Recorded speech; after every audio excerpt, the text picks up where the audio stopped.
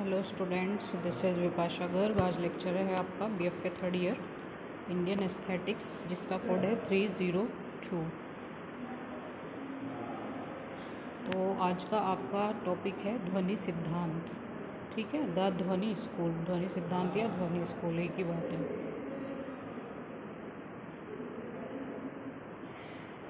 इसमें आपका परिचय है। पहले परिचय में क्या है, भारतीय वाङ्मय में काव्य शास्त्र को सौंदर्य शास्त्र एस्थेटिक्स के आधारशिला माना गया है। सौंदर्य शास्त्र यानी आपका एस्थेटिक्स। ठीक है, तो वाङ्मय में इसको काव्य शास्त्र को सौंदर्य शास्त्र एस्थेटिक्स के आधारशिला माना गया है।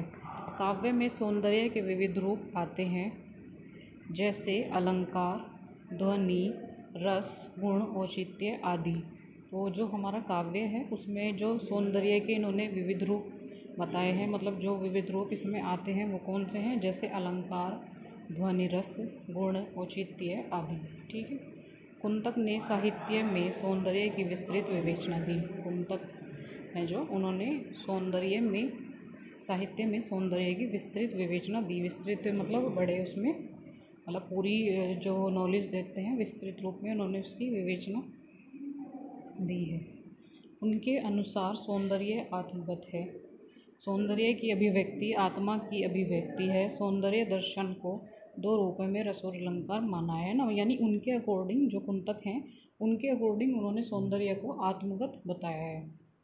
ठीक है, और सौंदर्य की अभिव्यक्ति आत्मा की अभिव्यक्ति है, यानी जो भी सौंदर्य की अभिव्यक्ति है वो आत्मा की अभिव्यक्ति है।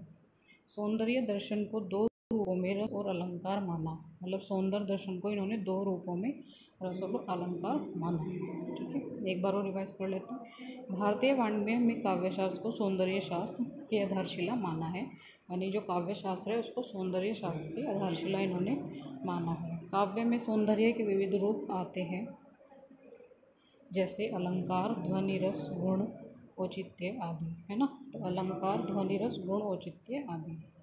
कुंतक ने साहित्य में सौंदर्य की विस्तृत विवेचना दी। जो कुंतक हैं उन्होंने साहित्य में सौंदर्य की विस्तृत विवेचना दी थी, और उनके अकॉर्डिंग ही जो सौंदर्य है वो आत्मगत है। सौंदर्य की अभिव्यक्ति आत्मा की अभिव्यक्ति है। सौंदर्य दर्शन को दो रूपों में माना, यानी रस और अलंकार इसमें माना है। रस सौंदर्य का उन्नत रूप, उसकी आत्मा है। जो रस है वो सौंदर्य का उन्नत रूप है और उसकी आत्मा है। ललित कलाओं में रस आनंद के रूप में प्रकट होता है। जो ललित कलाएं हैं उसमें जो रस है वो आनंद के रूप में प्रकट होता है। ठीक है, तो रस जो है वो सौंदर्य का उन्नत रूप, उसकी आत्मा है, और ललित कलाओं में रस आनंद के रूप में प्रकट होता है। जो ललित कलाएं हैं उसमें जो रस है वो आनंद के रूप में प्रकट होता है। रस यदि आत्मा है तो ध्वनि, अलंकार आदि उसके ऊपरी रूप या सजावट।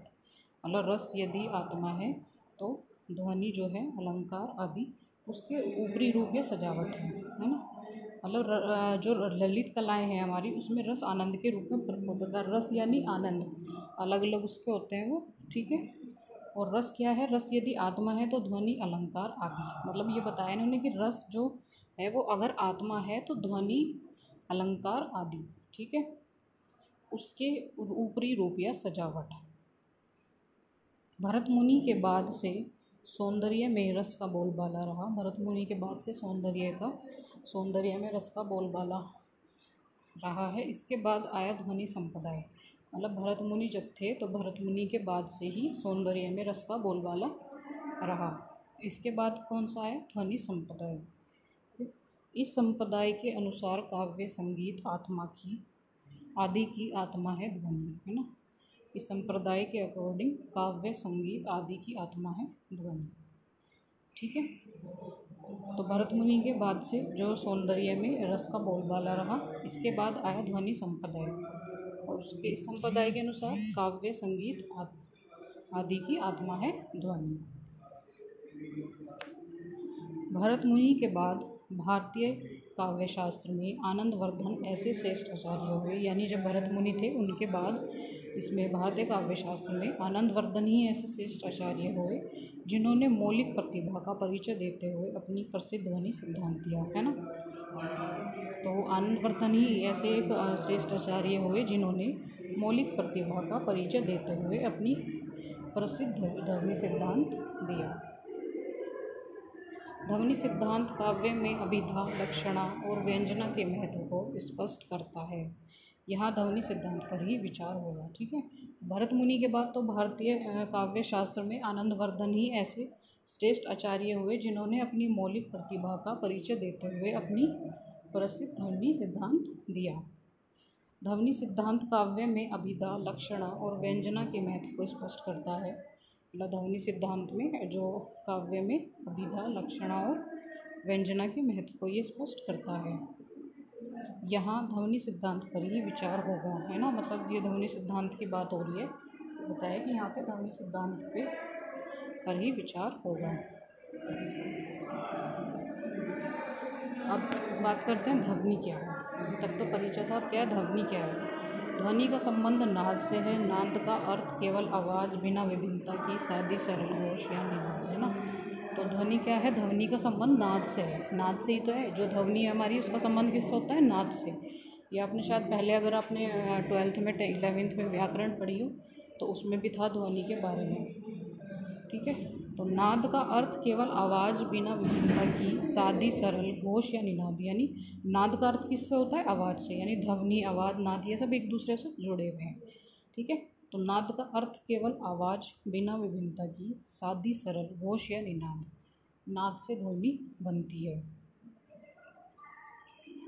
नाद में जब विशिष्टता आती है, भेद बनते हैं, तो उसे ध्वनि कहा जाता है। यानी नाद में जब भी कोई विशेषता आएगी तो उससे भेद बनते हैं और उसे ध्वनि कहा जाता है। आदि में संसार में जो नाद व्याप्त था उसे ब्रह्मनाद कहते हैं, है ना। आदि में संसार में जो नाद व्याप्त था उसे ब्रह्मनाद कहते हैं। नाद से अक्षर, अक्षर से शब्द बनते हैं, शब्द अपने में अर्थ के लिए रहते हैं। तो नाद से ही अक्षर बनता है और अक्षर से शब्द बनते हैं, ना। मतलब नाद से पहले क्या बना, अक्षर, और फिर अक्षर से हमने क्या बनाया, शब्द, है ना। तो शब्द अपने में अर्थ के लिए रहते हैं, ठीक है। क्लियर। तो ध्वनि का संबंध किससे है, पहले ध्यान करें, नाद से। और नाद का अर्थ क्या है, केवल आवाज़ बिना विभिन्नता की सादी सरल घोष या निनाद, है ना। उसके बाद नाद से ध्वनि बनती है। ध्वनि का संबंध नाद से है और नाद से बनती है ध्वनि, ठीक है।